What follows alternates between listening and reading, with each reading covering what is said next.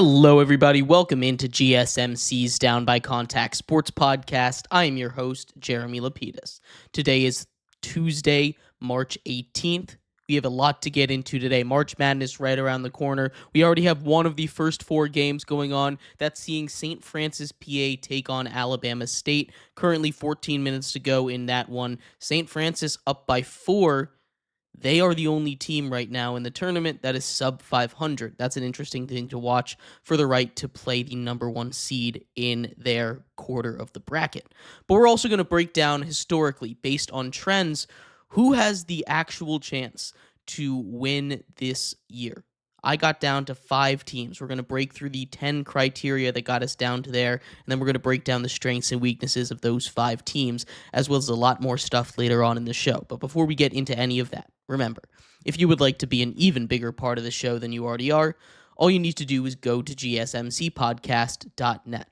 Or if you're on YouTube, you can use that super chat feature. If you do either of those two things, a message should pop up on the bottom of the screen for you, me, and everybody else around the world to see. If you have a burning question about sports, anything at all that you would like to ask, go ahead and throw that in the comments. Throw it in the chat. I will get to it as soon as I possibly can. I appreciate everybody so much for sticking around, talking some sports with me here on a beautiful Tuesday, March 18th. But like I was saying, we are going to get into our first topic here today, and that, as the title says, who historically, based on trends only, has the ability to win this year in March Madness. We're going off of trends 100% of the time since 2004 have shown up. Now, there are ones that you can go and whittle it down past the 5 teams we're going to get to, like 80% trends, but we're going to stick to the 100% trends, because if 80% can still be broken. But without further ado, a 10-step criteria here. We'll start off with number 1. And number 1, pretty obviously, you have to be selected, first of all. You have to make that 68-team tournament field, and that leaves us where we're at right now. 68 tournament teams. Where the real elimination starts is you have to be ranked in the top 57 of offensive efficiency by KenPom. Now, there are 43 teams of the 68 teams that hit this requirement, but you can break this down a little bit further. Only one champion in the last 20 years has broken this trend, being outside of the top 21 in offensive efficiency. So we can keep this top 57 here for now, but we're going to put an extra asterisk in front of those 20 teams that are in that top 21. We're talking Florida, Auburn, Duke, Alabama, Texas Tech, Missouri, Purdue, Kentucky, Gonzaga, Houston, BYU, so on, all the way down to Oklahoma, Iowa State down at 20 and 21. These two teams would have that extra cutoff, but really, if you're going all the way down to that 57, you get a team like UC San Diego, ranked 57th, St. Mary's at 56, Georgia at 54, Xavier at 52. These are all teams that fit that first criteria, and this is the minimum to get through. So we've eliminated just about 25 teams here. We're down to 43 teams. The next one, you have to be good at defense as well. You've got to be in the top 37 of KenPom defensive efficiency. This is going to knock our number down from 43 all the way to 26. So that's going to take out about 17 teams that were in our top 43. Now we're looking at 26 teams remaining. You've got your top teams, your Houstons, your Tennessees, your Dukes, Floridas, Auburns, Wisconsins, Gonzagas, Alabama, Arizona, Texas Techs. But again, if we're looking at these schools that you wouldn't expect to be in there, there's a couple mid-majors. You've got VCU, 23rd defensively, VCU 41st offensively. You've got UC San Diego, 30th defensively and 57th offensively. We're also looking at schools like Iowa. We're also looking at schools, like St. Mary's, who's the 8th best defensive team, and on the offensive side of the ball, also pretty high up there, sitting at 56. There are some mid-major teams that are still in the running here at 26 teams remaining, with being a top 37 KenPom defense and a top 57 KenPom offense. But as we break it down even more, we're going to start to get to some more, tight eliminations. So up next, the next criteria here for you, no winner of the NCAA tournament of March Madness has ever lost in the first round of their conference tournament games. What that is going to get rid of for us in the top 26 is Texas A&M, who lost in the first round of the SEC tournament. It's going to get rid of Georgia, who similarly lost in the first round of the SEC conference tournament, and UCLA, who lost in their first round of the Big Ten tournament. Now, the SEC, very good. Best conference in the history of basketball with 14 teams making the field this year. Having 2 of their teams eliminated here hurts a little bit, but we're down to 23 teams. Tennessee, Duke, Florida, Auburn, Wisconsin, Gonzaga, Alabama, Arizona, and Texas Tech leading the charge there as the teams that were top 21 in offensive efficiency, but you've got a whole bunch more that are still fighting here. The next criteria is that no winner has ever had a first-time head coach. First time at their school, first time as being a head coach, and that's going to knock out 3 more teams. That's getting rid of Louisville, VCU, one of our mid-majors here, as well as Michigan. All 3 of those teams are gone now. A couple of those teams I think could make a bit of a run. VCU is a popular Cinderella right now. Louisville, a team that I really like out of the 8th seed. Not sure how far of a run they'll make going up against a 1 seed in the second round, but still, I like that team a lot. Michigan, a 5 seed, could also make some noise in this tournament. They just came off a big win in the Big Ten tournament. They're coming together at the right time, but by historical trends, they're out here. That brings us down to just 20 teams. The next one's going to bring us down to 19. You have to be above an 8 seed.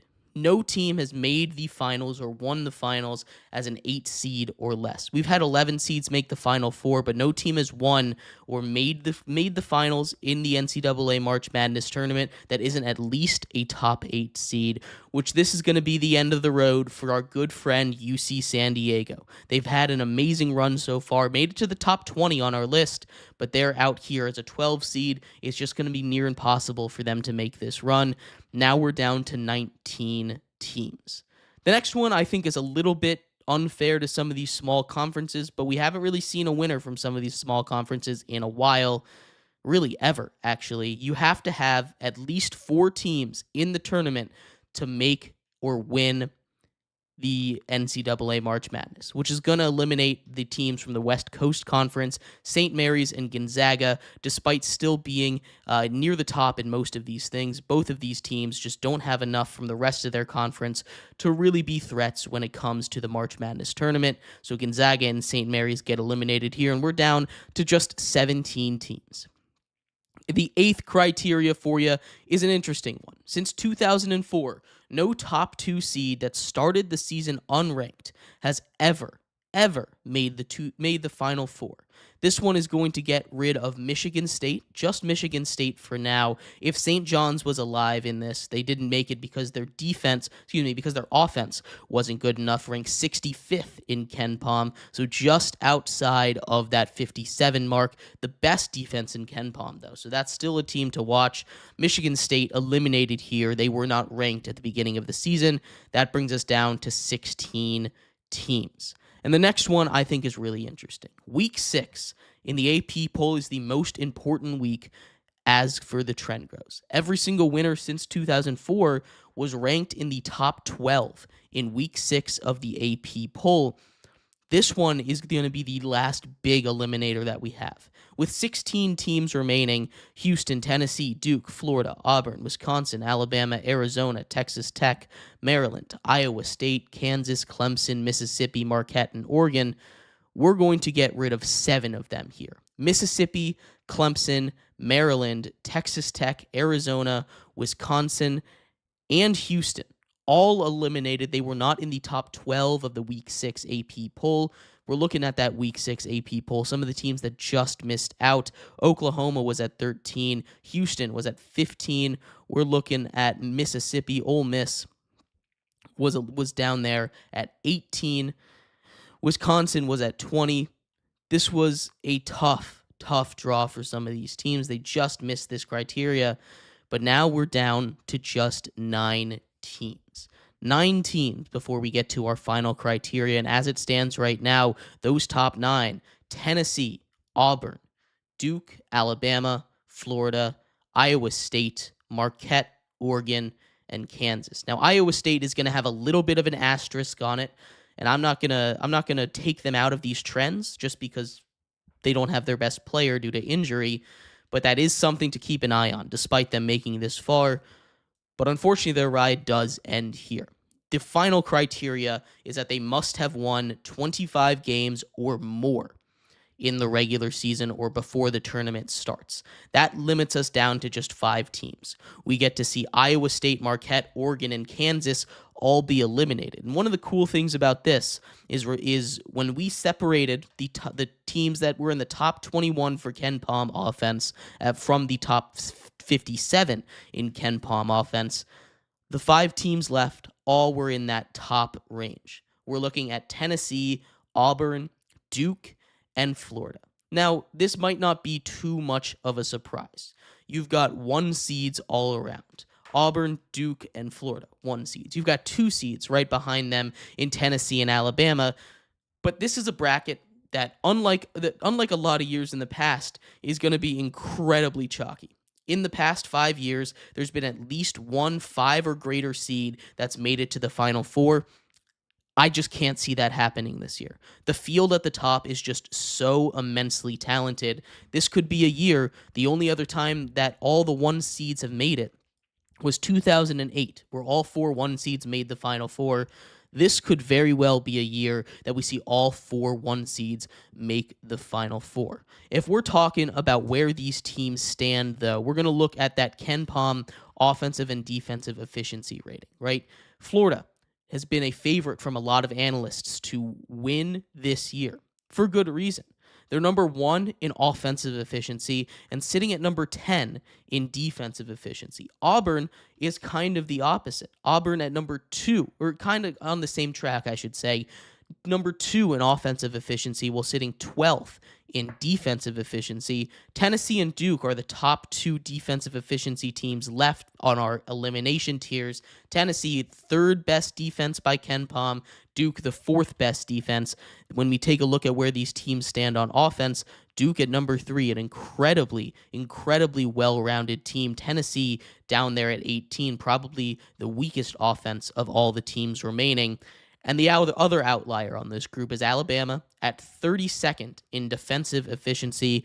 Despite being number 4th in offensive efficiency, this is a team that is going to be just a barn burner like they were in years past. You've got the top 4 teams in offensive efficiency as well as the number 18 team in offensive efficiency to go with number 3 and number 4, number 10, 12, and 32 in defensive efficiency, which helps you show in college basketball.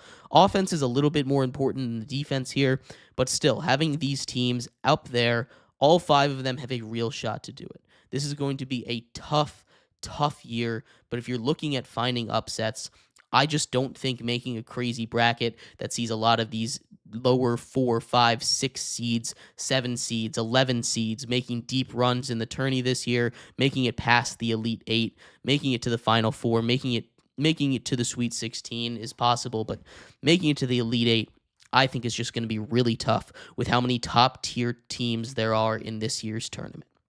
But I'd love to hear your thoughts. Who do you think is going to win this year's tournament? Do you think it's going to follow the trends and have it be one of these 5? Tennessee, Auburn, Duke, Alabama, or Florida? I'd love to hear your thoughts. We're going to take a quick break. When we come back, we turn our attention over to NIL. College football is a huge part of this, but also college basketball as well. There's been an update with how they're going to handle NIL, whether it's going to be legal, how the schools are going to start paying them out. We're going to talk about all that and more coming up next here on GSMC's Down by Contact Sports Podcast.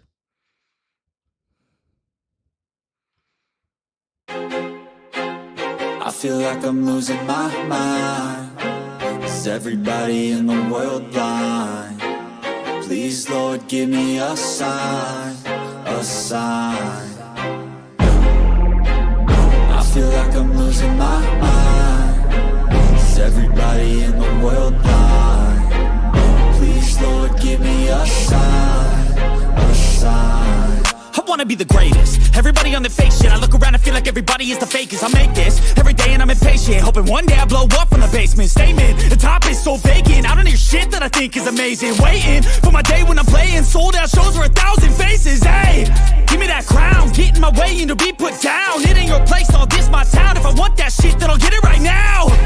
I'm losing it, the noose it fits. I'm losing shit, a stupid myth. You choose to live or choose to dip. You choose to fight or lose your grip and lose a gift. Oh, I feel like I'm losing my mind. Is everybody in the world blind? Please, Lord, give me a sign, a sign. I feel like I'm losing my mind. Is everybody in the world blind?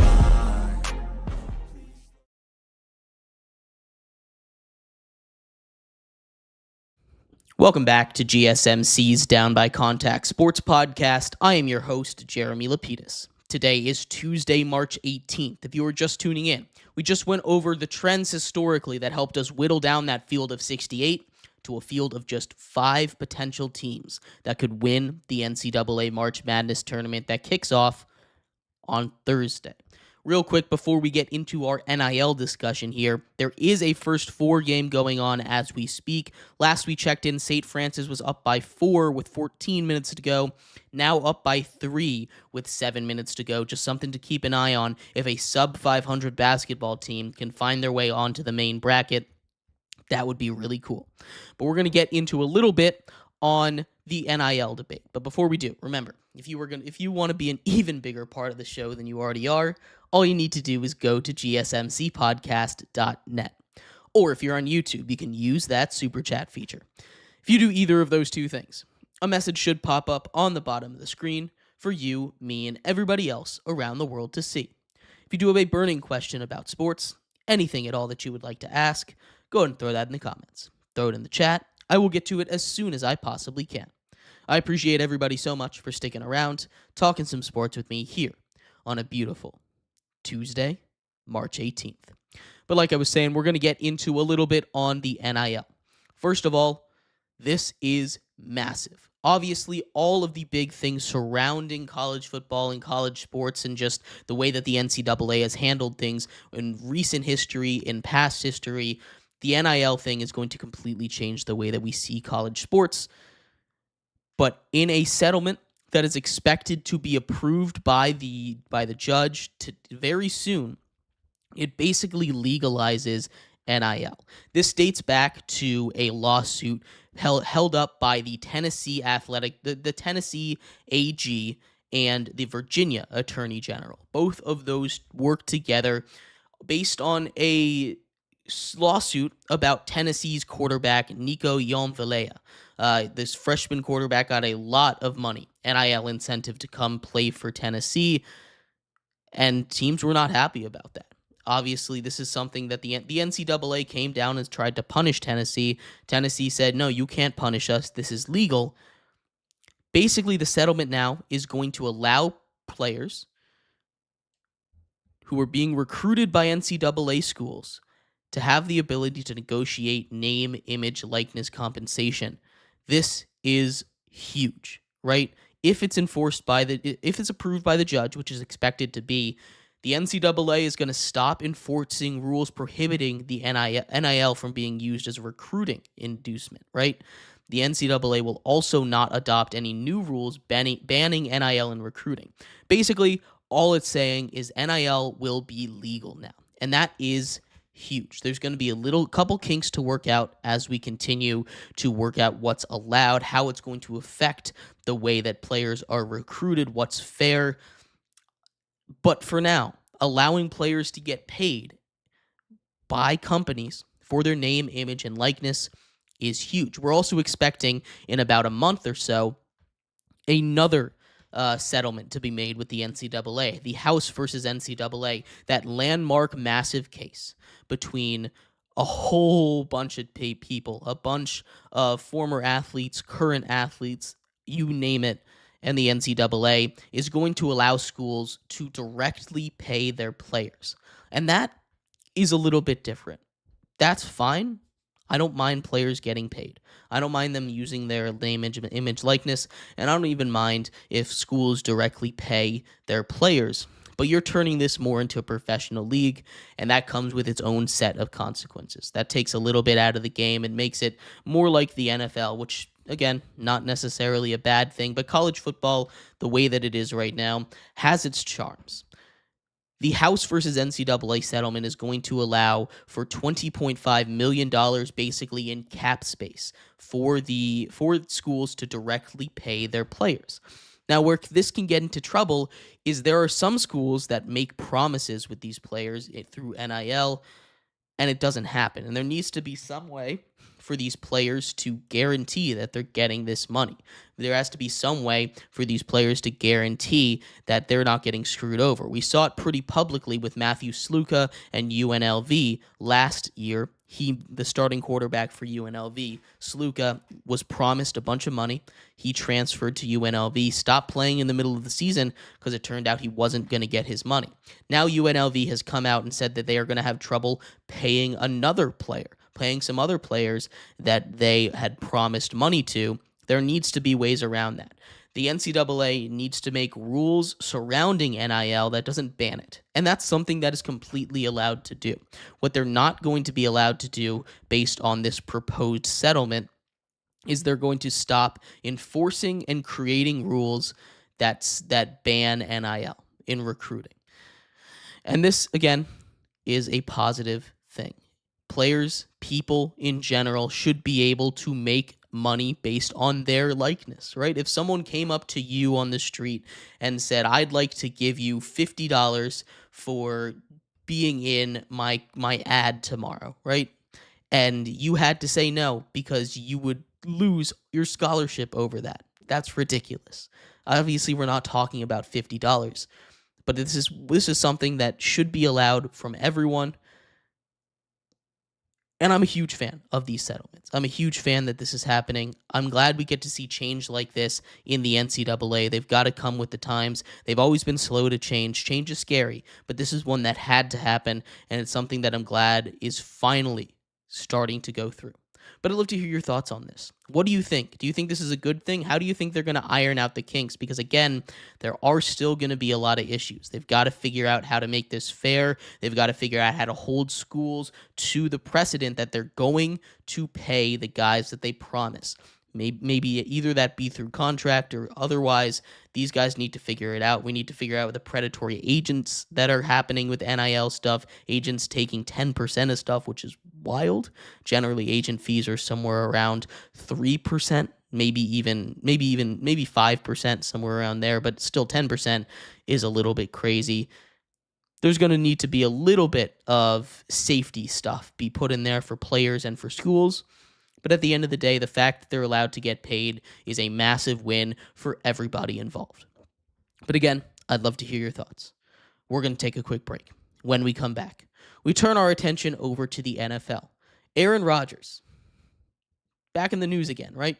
Never seems to leave the news cycle, but he is that last big domino that we're waiting on to fall as returns of NFL quarterback carousels. He is the log jam that is holding up everybody else, holding up your Russell Wilsons, holding up your Joe Flaccos and your Jameis Winstons, and a lot of these backup quarterbacks that are looking at potentially maybe getting into camp battles, holding up these trades in the first round, potentially even, as they haven't happened yet. This is the closest to the draft we've ever been without a first-round trade since 1993. He's holding up a lot. We'll talk about what's going on, what the consequences of him holding back are, if he'll wait till after the draft, where he might go, and more. Coming up next, here on GSMC's Down by Contact Sports Podcast. Looking for your daily fix of sports talk without having to pay for it? GSMC Sports Network is available on YouTube. Just search GSMC Sports Network. Get your fix of daily sports talk shows on YouTube, absolutely free. NFL, college football, NBA, MLB, MMA, UFC, fantasy football, and so much more. GSMC Sports Network has shows running all day long, with new sports shows starting every 2 hours. just like on your favorite cable sports channel, except GSMC Sports Network is absolutely free. Just search GSMC Sports Network on YouTube to catch one of your new favorite shows, like the GSMC College Football Podcast, Chip Shot Football Podcast, Hoops and Heels Women's Sports Podcast, GSMC Basketball Podcast, and so many more. Check it out for yourself. GSMC Sports Network, now available on YouTube absolutely free. Search GSMC Sports Network on YouTube right now. Looking for your daily fix of sports talk without having to pay for it? GSMC Sports Network is available on YouTube. Just search GSMC Sports Network. Get your fix of daily sports talk shows on YouTube absolutely free. NFL, college football, NBA, MLB, MMA, UFC, fantasy football, and so much more. GSMC Sports Network has shows running all day long, with new sports shows starting every 2 hours. Just like on your favorite cable sports channel, except GSMC Sports Network is absolutely free. Just search GSMC Sports Network on YouTube to catch one of your new favorite shows, like the GSMC College Football Podcast, Chip Shot Football Podcast, Hoops and Heels Women's Sports Podcast, GSMC Basketball Podcast, and so many more. Check it out for yourself.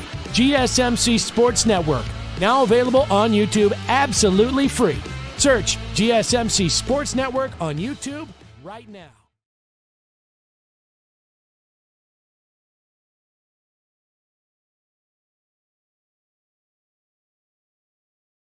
Welcome back to GSMC's Down by Contact Sports Podcast. I am your host, Jeremy Lapidus.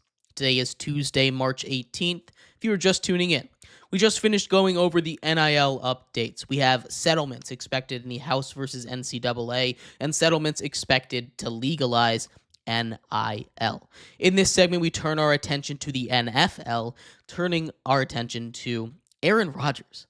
Aaron Rodgers still has yet to make a decision. One of the biggest puzzle pieces left in the NFL free agency and NFL offseason is the 41-year-old into his 42-year-old season, former MVP, Super Bowl champion quarterback, and where he might land. We're going to talk about the logjam that he is forming by taking too long to make his decision, how it's going to affect some of these teams that are desperate for a quarterback, and where he might end up later on. But before we do, remember, if you want to be an even bigger part of the show than you already are, all you need to do is go to gsmcpodcast.net.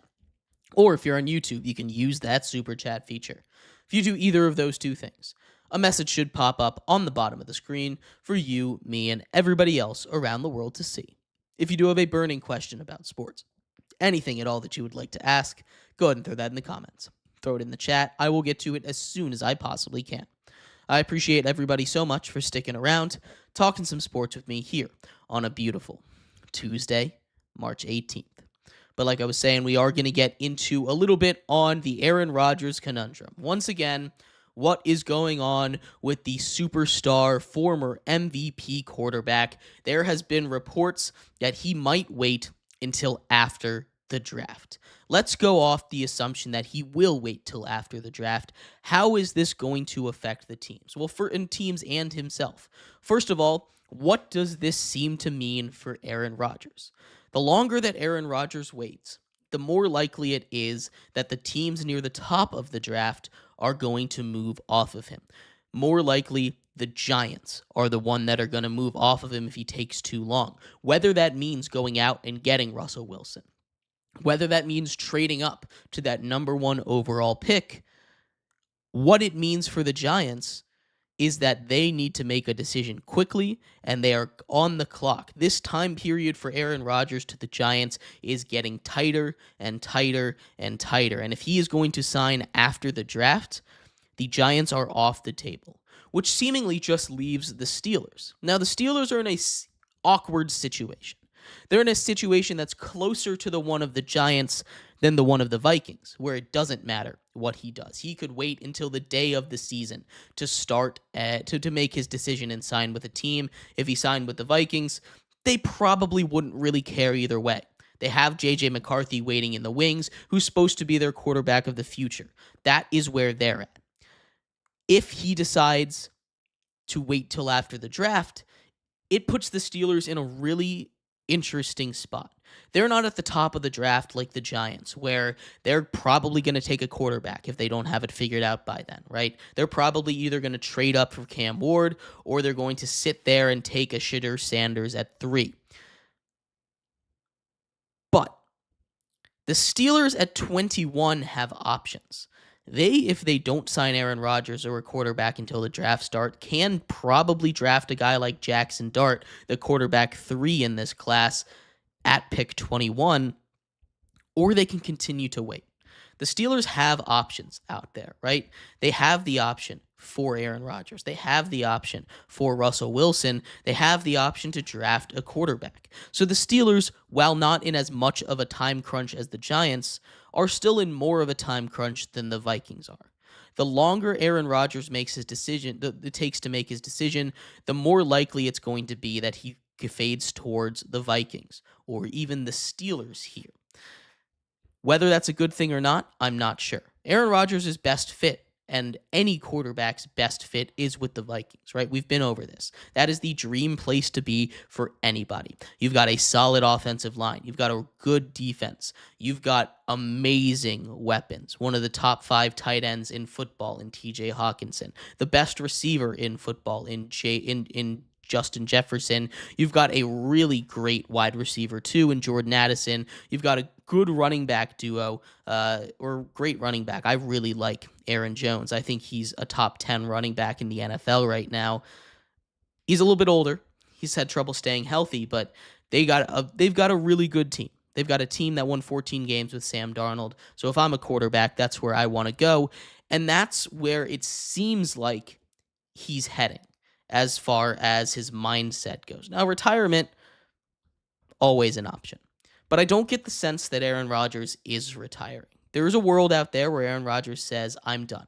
There's a world out there where Aaron Rodgers says, there's not a team that I want to go out and play as a 42-year-old.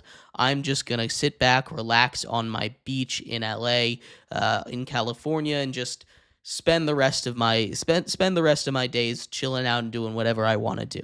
Right? But the other side of him, clearly as we've seen, is someone that likes to be the center of attention.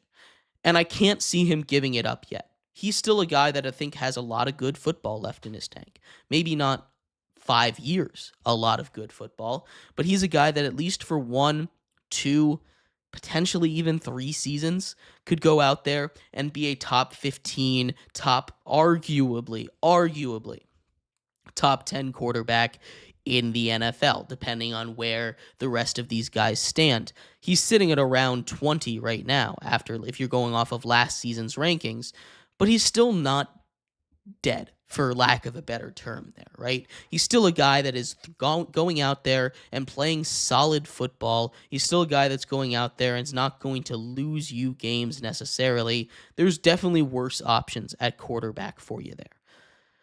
But Aaron Rodgers, taking a long time to make his decision. I expect he'll sign before the draft. And if he does, that leaves his options truly open. But the team that is feeling the heat under the collar the most, the team that is sweating out this decision the most, is the New York Giants. And as long as he doesn't want to go to the Giants, he can drag this out as long as he possibly can. And that's what I expect him to do. It seems like he's going to the Steelers or the Vikings. I don't think the Giants are really in on him that much. I'm not sure if he really wants to go and play for the other New York team after it didn't work out too well in that Jets building, in that same MetLife Stadium. We'll see, though. I'd love to hear your thoughts. What do you think Aaron Rodgers happens? Do you think he'll wait until after the draft? And how do you think it affects all of these teams that are waiting on his decision? I'd love to hear your thoughts. We're going to take a quick break. When we come back, we turn our attention over to baseball. The baseball season officially began 6 a.m. in the East Coast, 3 a.m. on the West Coast. We're going to talk about the game that took place in the first of 2 games of the Japan series. We'll be right back here on GSMC's Down by Contact Sports Podcast.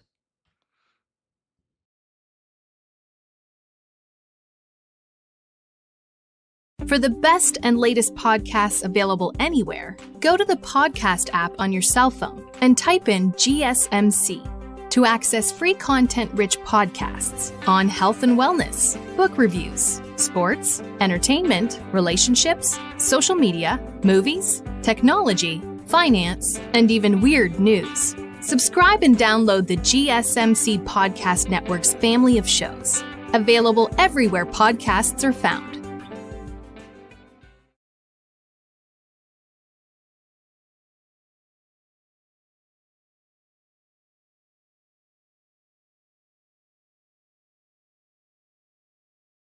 For the best and latest podcasts available anywhere, go to the podcast app on your cell phone and type in GSMC to access free content-rich podcasts on health and wellness, book reviews, sports, entertainment, relationships, social media, movies, technology, finance, and even weird news. Subscribe and download the GSMC Podcast Network's family of shows, available everywhere podcasts are found.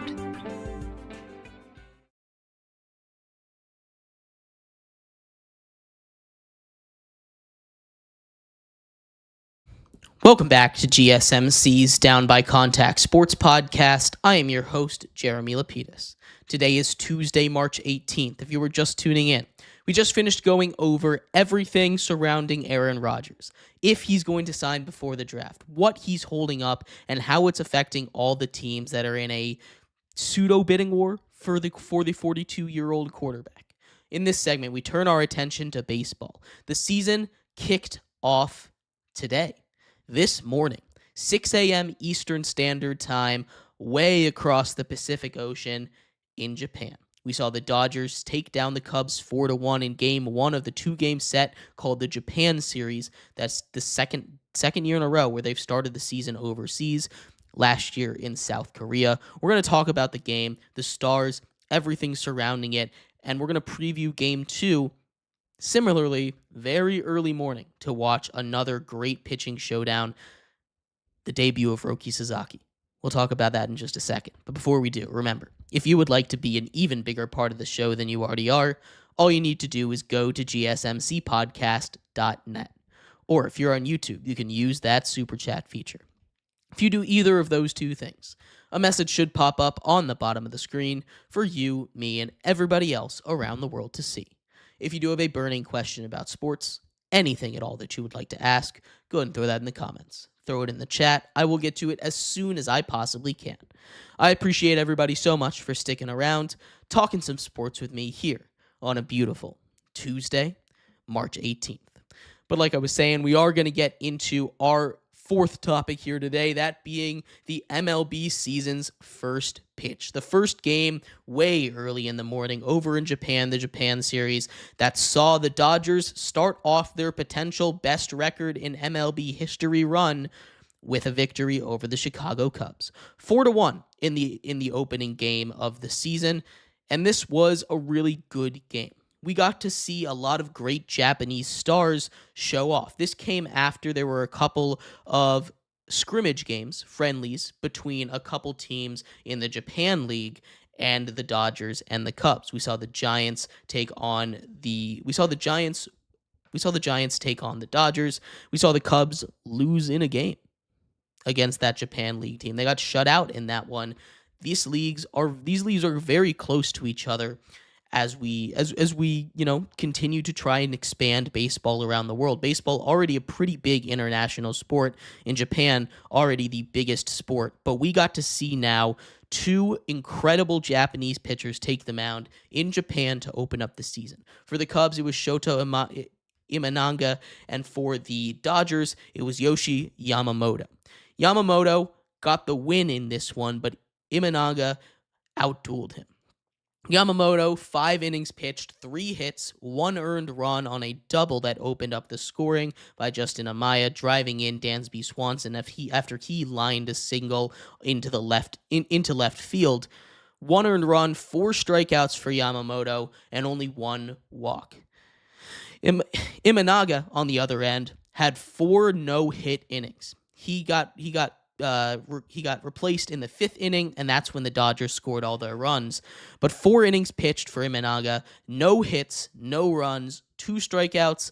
He did walk 4 batters. That's fine, though. He had an incredible game. The Dodgers, like I said, took this one 4-1 against the Chicago Cubs.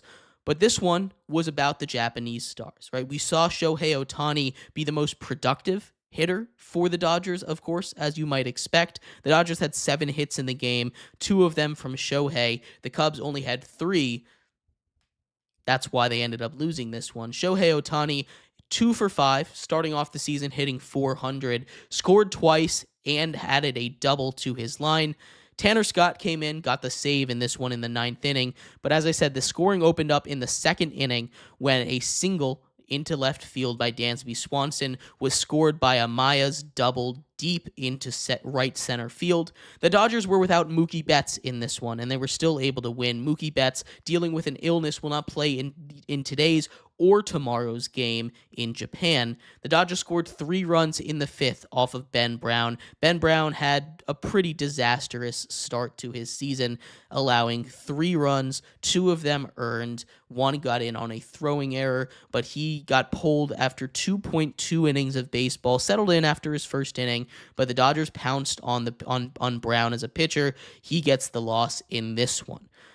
In the 9th inning, the Dodgers added an insurance run when Shohei Ohtani doubled and was later let in on a single into center field. Dodgers 4-1. They start off the season 1-0. Cubs at 0-1.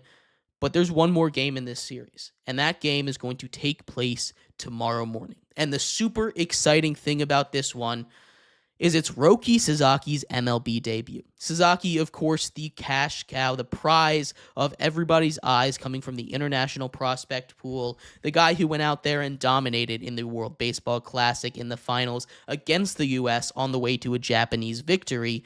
He makes his MLB debut, where else but in Japan. He's going to be taking on Justin Steele. Mookie Betts, like we said, still dealing with the injury, with the illness. He's going to miss tomorrow's game as well. But Roki Sasaki's MLB debut is going to be must-watch television. This is why we brought him in. He's got one of the nastiest pitches you will ever see. It's crazy what this guy can do. He's got stuff that we don't see in most people around the world. Sasaki with his MLB debut, it should be super exciting. Again, in these early season baseballs, it's not going to be super high scoring. The bats are asleep right now. They're getting ready, getting used to major league pitching. As things all start to ramp up, we'll start to see more scoring. But this wasn't just a random trip to Japan. Of course, they're trying to expand the game internationally. Last year was Dodgers versus Padres in South Korea to open up the season with a 2-game series. But this was the 25th anniversary this year of the first game ever played in Japan. Back in 2000, a couple teams flew over, played the first ever MLB game in the country of Japan. Japan, a country that, as I said, baseball, the biggest sport over there. This is a place where there is a very strong foothold for the sport of baseball. Lots of great players. Some of the greatest players that have ever come out of the game have played in Japan. We just saw our first ever player inaugurated into the Hall of Fame that was Japanese. Now Shohei Ohtani, arguably the best player to ever lace him up in a MLB uniform. What he's able to do. You've got a lot of amazing pitchers coming over from Japan, including 3 that will be pitching in these 2 games. So what Japan's been able to bring to the game and what the game's been able to bring to Japan is just a big celebration of everything involved. And I cannot wait to see tomorrow Roki Sasaki go up against the Chicago Cubs. I expect the game to be very similar. I don't think Sasaki's going to go super deep. I don't think he's going to go further than 5 innings pitched, but I do expect the Dodgers to win that one as well. Start off the year 2-0. Justin Steele just isn't the best matchup for the Cubs to throw out there. And I can't wait to see what Sasaki's able to do against a full lineup of MLB hitters. But I'd love to hear your thoughts. What do you think of the Japan series? What do you think of MLB going more international? Do you think it's going to work, help expand the brand? I'd love to hear all your thoughts. We're going to take a quick break. When we come back, we continue our talk on the MLB, this time taking a look at the Philadelphia Phillies. Almost done previewing every single team in all of baseball, with the season just over a week away now, 9 days from first pitch on American soil. We're going to get through every single team by then. Today, we have the Atlanta Braves. We'll talk about them next on GSMC's Down by Contact Sports Podcast.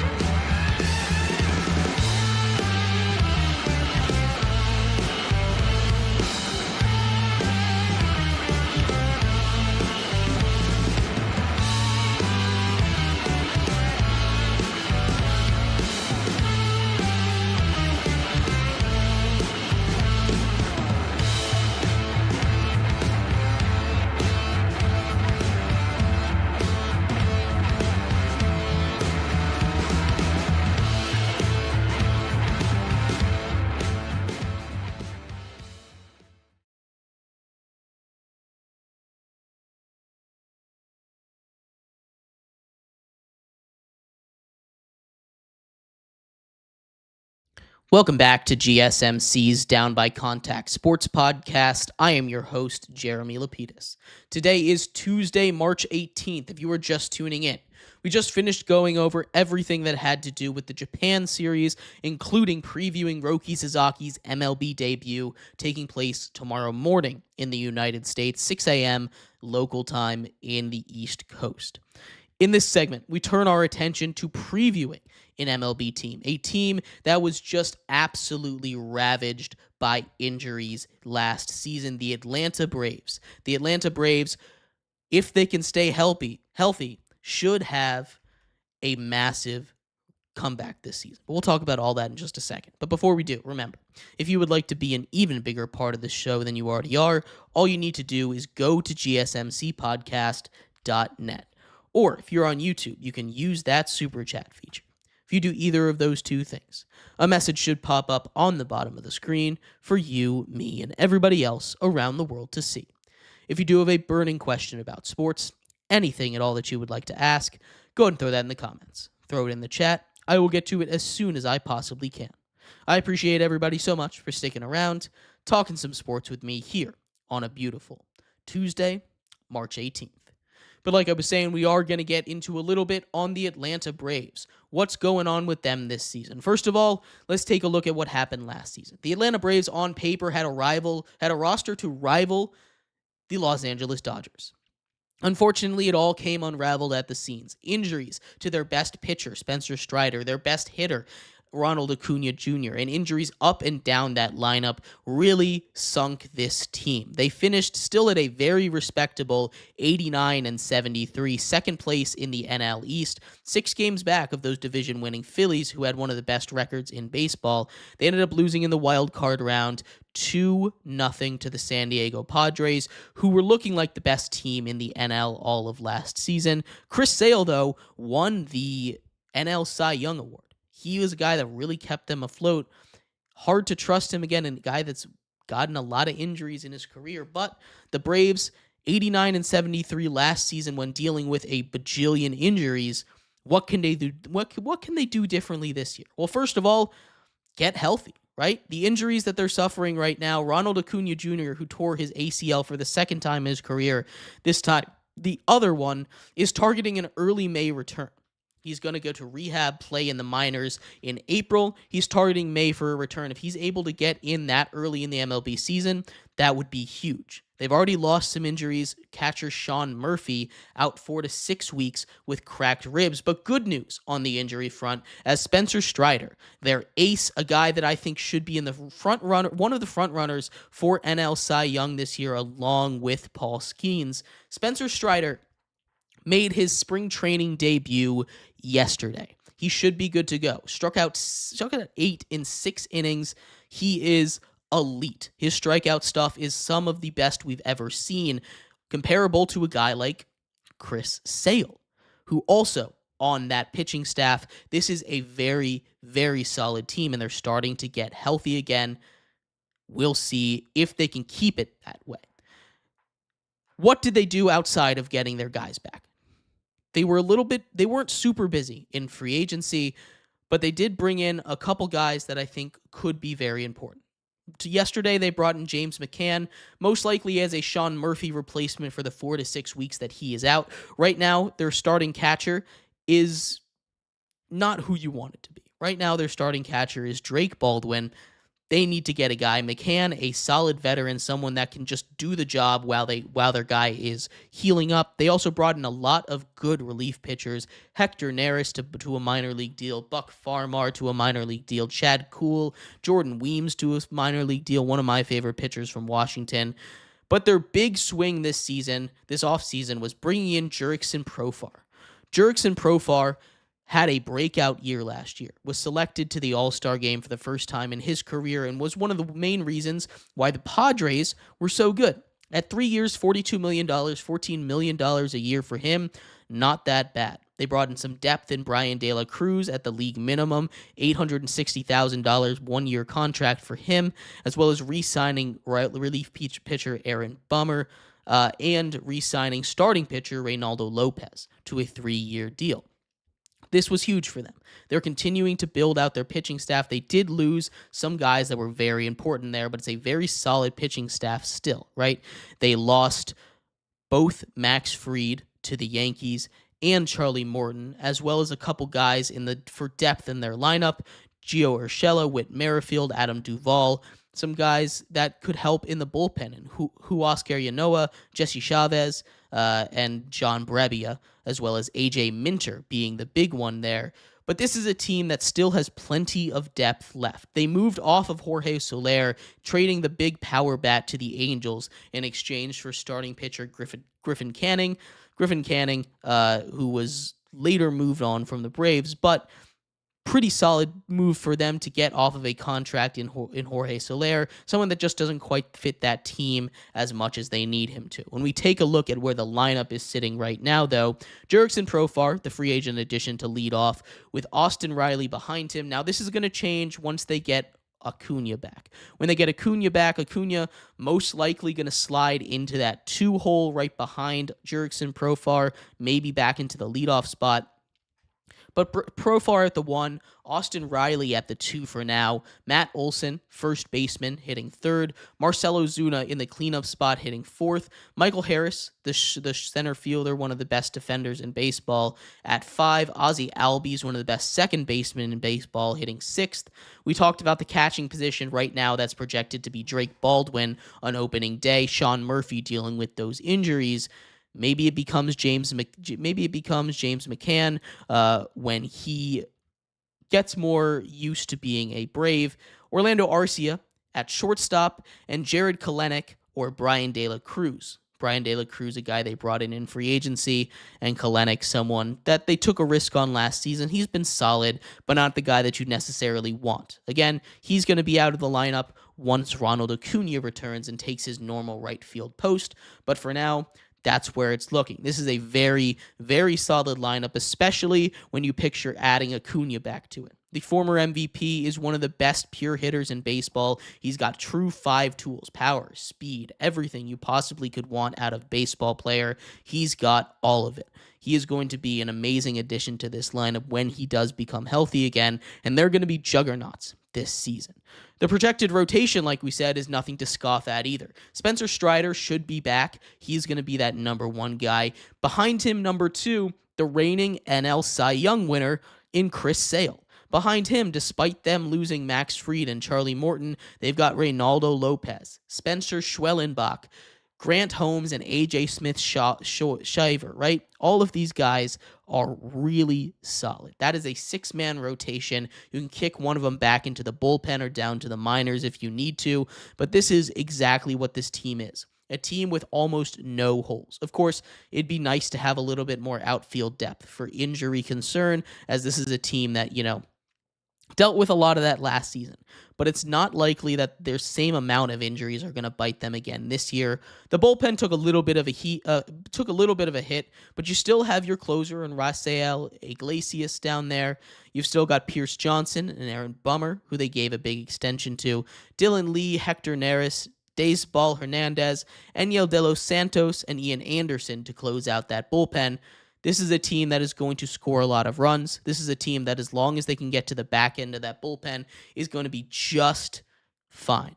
I love this Braves team. They should be all the way back. Their over-under, depending on where you look, is between 92 and 93.5 games. I think they go over both of those numbers pretty easily. I think they win this division pretty handily. The NL East, I think they're the best team there. And I think this is a Braves team that's a true World Series contender. Now, it does depend on health. Can Chris Sale stay healthy? He doesn't have to get back to NL Cy Young form like he was last season, but he needs to stay healthy for this team. Can Ronald Acuna Jr. return to what he was pre-injury? He did that when he tore his last ACL, but it's tough to do that coming off of a second ACL. It's a scary thing to think about. If he's back, this is a Braves team I think I can project anywhere from 97 to 100 wins. I'm going to go more conservative here, put them at 97 and 65. This is a very, very good Braves team, but I'd love to hear your thoughts. What do you think of the Braves? Do you think that they're going to be able to make a run this year to the World Series? How do they rank up? How do they stack up against a World Series favorite like the Los Angeles Dodgers? I'd love to hear your thoughts. Thank you, everybody, so much for tuning into today's episode of GSMC's Down by Contact Sports Podcast. I have been your host, Jeremy Lapidus. We will be back tomorrow going over everything from around the world of sports. The tournament begins on Thursday, and that's when we dive deep into NCAA basketball coverage. Until then, NBA Power Rankings tomorrow. We continue with our regularly scheduled program. I've been your host, Jeremy Lapidus, and I'll see you then. Bye-bye.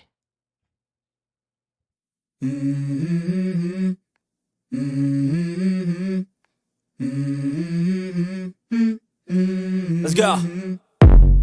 I wake up to a little bit of drool on my pillow, feel like it's gonna be a bad day. Yeah, I'm tired of shit, and the coffee